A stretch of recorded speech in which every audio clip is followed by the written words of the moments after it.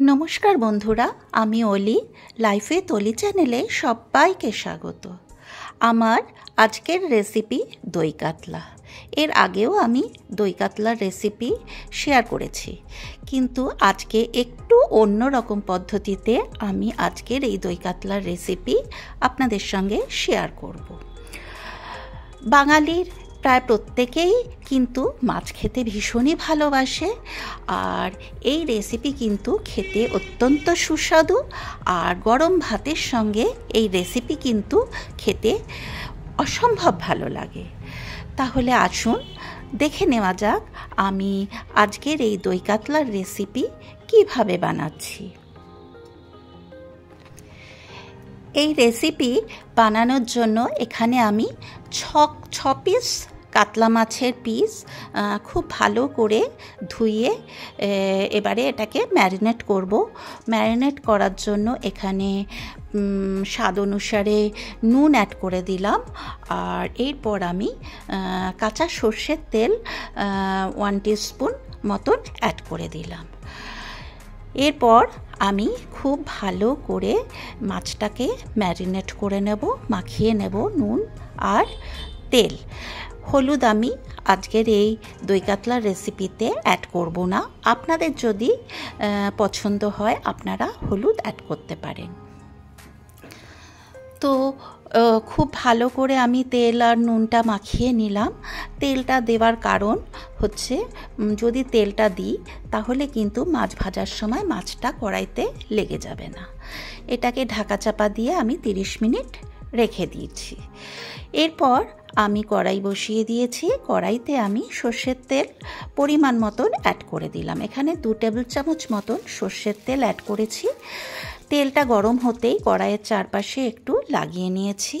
এরপরে কড়াইতে খুব সামান্য পরিমাণে একটু নুনও অ্যাড করে দিয়েছি। এরপরে তেলটা গরম হতেই আমি কাতলা মাছের পিস এক এক করে অ্যাড করে দিলাম। এপাশ ওপাশ করে মাছটাকে আমি ফ্রাই করে নিচ্ছি। খুব বেশি কড়া করে আমি মাছ ফ্রাই করব না। খুব বেশি কড়া করে মাছ ফ্রাই করলে মাছের টেস্টটা নষ্ট হয়ে যায়। তো এই যে দেখুন আমার মাছটা হালকাভাবে ফ্রাই হয়ে গেছে। তো মাছটাকে আমি একটা পাত্রের মধ্যে তুলে নিচ্ছি।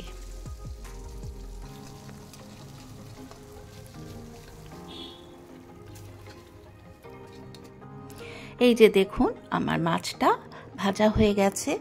এরপর ওই তেলের মধ্যেই আমি সাজিরা 1/2 টিস্পুন মতন অ্যাড করে দিচ্ছি ফোড়নের জন্য। আপনাদের কাছে যদি সাজিরা না থাকে আপনারা গোটা জিরাও অ্যাড করতে পারেন।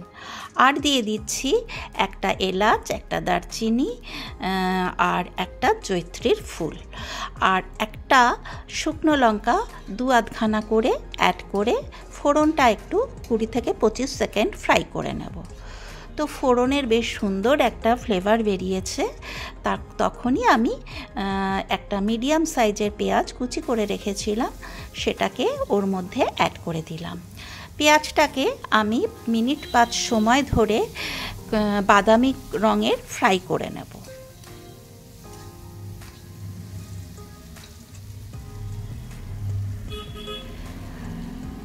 এর মধ্যেও আমি খুব সামান্য পরিমাণে একটু নুন অ্যাড করে দিলাম, আর এদিকে একটা আমি মশলা বানিয়ে নেব। এখানে দিয়ে দিলাম 5-6টা কাজু আর সাদা তিল এখানে আমি এই চামচের 2 চামচ অ্যাড করে দিলাম। এই দুটোকে আমি শুকনো একটু পেস্ট করে নেব। আর দেব এর মধ্যে খুব সামান্য পরিমাণে একটু নুন আর 1 টিস্পুন মতন চিনি। নুন আর চিনি দিয়ে বাদাম আর তিলটা পেস্ট করলে পেস্টটা খুব সুন্দর হয়। এই যে দেখুন পেস্টটা কিন্তু আমার হয়ে গেছে। এরপরে আমি এইটার মধ্যেই 1/2 কাপ টক দই নিয়েছি, সেই টক দইটা অ্যাড করে দিচ্ছি। দিয়ে আবারও আমি মিক্সিতে একটু ঘুরিয়ে নেব। এই যে দেখুন দইটাও কিন্তু আমার খুব ভালোভাবে ফেটানো হয়ে গেছে। তো ওটাকে আমি আবার কাপের মধ্যে ঢেলে নিলাম। এদিকে আমার পেঁয়াজটাও কিন্তু খুব ভালোভাবে ফ্রাই হয়ে গেছে। তো এরপরেই আমি আরেকটা পেস্ট বানিয়ে রেখেছি, পেঁয়াজ, আদা আর রসুন। এখানেও আছে একটা মিডিয়াম সাইজের পেঁয়াজ, 2 কোয়া রসুন আর 1/2 ইঞ্চি আদা আর 2টো কাঁচা লঙ্কা। তো এই পেস্টটাকে আমি ওর মধ্যে অ্যাড করে আবারও মিনিট 4-5 সময় ধরে মশলাটাকে একটু কষিয়ে নেব। ততক্ষণ পর্যন্ত কষাবো যতক্ষণ পর্যন্ত না মশলার কাঁচা গন্ধ চলে যাচ্ছে। আমি মিক্সির বাটি ধোয়া জলটাও একটু অ্যাড করে দিলাম যাতে মশলাটা তলায় লেগে না যায়। তো এরপর আমি আবারও মশলাটাকে খুব ভালো করে নাড়াচাড়া করে মিশিয়ে আমি যতক্ষণ পর্যন্ত না মশলাটা ভালো করে ভাজা হচ্ছে ততক্ষণ পর্যন্ত আমি মশলাটাকে কষিয়ে নেব। এই যে দেখুন মশলাটা কিন্তু আমার বেশ ভালোভাবেই কষা হয়ে গেছে। এরপর আমি এতে 1 টিস্পুন জিরা পাউডার আর 1/2 টিস্পুন ধনিয়া পাউডার আর কালারের জন্য লাল লঙ্কার গুঁড়ো 1 টিস্পুন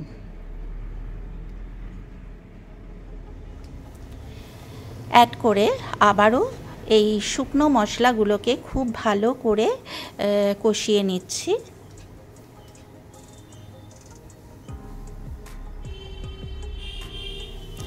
আবারও খানিকটা জল অ্যাড করে দিলাম, খুব অল্প পরিমাণে, যাতে শুকনো মশলাটা কড়াইতে লেগে না যায়।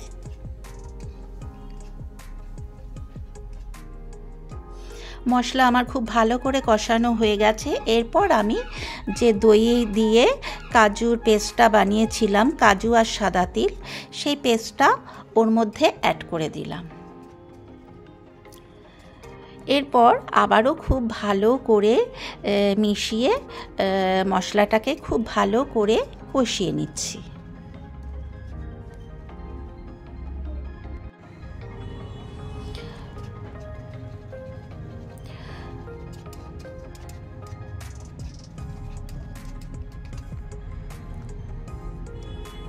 তো মশলাটা আমার কষানো হয়ে গেছে।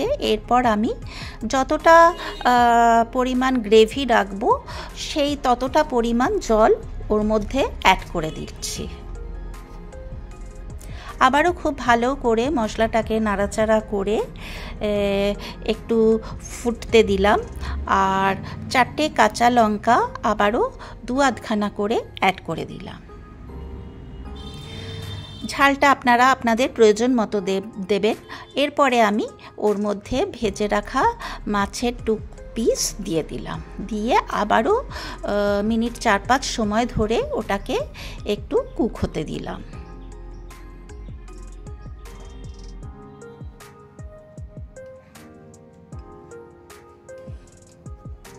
খুব ভালো করে হালকা হাতে মাছগুলোকে একটু নাড়াচাড়া করে মশলার সাথে মিশিয়ে দিলাম।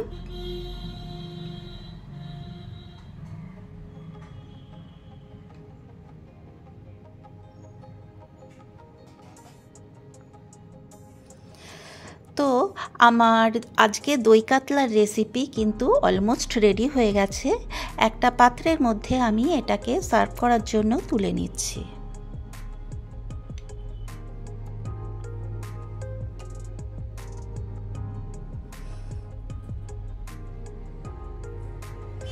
এই যে দেখুন, এটাই হচ্ছে আমার আজকে দই কাতলার রেসিপির ফাইনাল লুক। তো কেমন লাগলো আমার আজকের এই রেসিপি? যদি ভালো লাগে অতি অবশ্যই একটা লাইক, শেয়ার, কমেন্ট করে দেবেন। আর যদি আরও ভালো লাগে তাহলে প্লিজ আমার মতন করে এইভাবে একবার আপনারা অবশ্যই বাড়িতে ট্রাই করে দেখতে পারেন। আশা করি আপনাদের ভালোই লাগবে। এই রেসিপি কিন্তু গরম ভাতের সঙ্গে খেতে জাস্ট ফাটাফাটি লাগে। আর যারা নতুন আমার চ্যানেলে, এখনও পর্যন্ত আমার চ্যানেল সাবস্ক্রাইব করেননি, তাদেরকে আমার চ্যানেল সাবস্ক্রাইব করার জন্য অনুরোধ রইল। আর পাশে যে বেল বাটনটা আছে সেটাতে প্রেস করে দেবেন, তাহলেই আমি নিত্য নতুন যা যা ভিডিও শেয়ার করব সেগুলোর নোটিফিকেশান আপনাদের কাছে পৌঁছে যাবে। তাহলে আজ এই পর্যন্ত। এরপর আমি হাজির হব অন্য কোনো দিন অন্য কোনো নতুন রেসিপি নিয়ে। আপনারা সবাই সুস্থ ও ভালো থাকবেন। আর আমার সাথে এতক্ষণ থাকার জন্য আপনাদেরকে অনেক অনেক ধন্যবাদ।